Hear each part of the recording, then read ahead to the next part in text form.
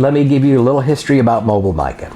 We had Pat Belials, who is a good Methodist lady from First United Methodist in Hopkinsville, and a good friend of hers, Nina Kay, who runs a facility for developmentally disabled, that decided they wanted to bring some meals out to what we call Drug Alley.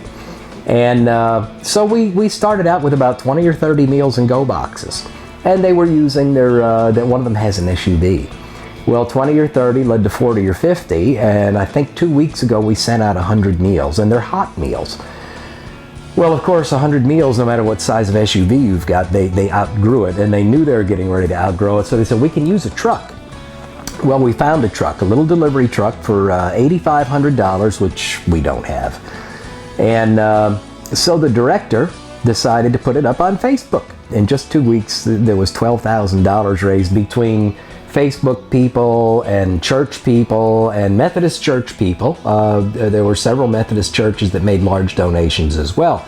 So now we have the truck. The meals are hot meals on Tuesday, and we're up to about 100 meals, 105. Now that's Tuesdays. What we've decided to do now that we have a truck is on Wednesday, we're going to go to Bryant Street, which is another very economically challenged portion of Hopkinsville, and it is loaded with children. And what we're going to do on Wednesday, just don't have the budget for hot meals. So we're going to do something non-perishable.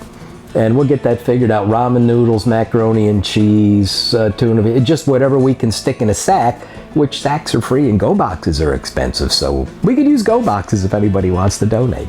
But with the non-perishable meals, we won't have that expense to go with it. Then on Thursdays, I've gotten together with a newly ordained deacon in the district. We have a vision, and I've been getting names of people from traveling social workers that are shut-ins and elderly in Oak Grove. So we're thinking about taking the Mobile Micah truck into Oak Grove, which, by the way, there is no Methodist church in Oak Grove. We'll see what happens. We'll establish some relationships. We'll get to feeding some people and get to know who they are, and we're going to see if we can't do once a month or twice a month stuff the truck.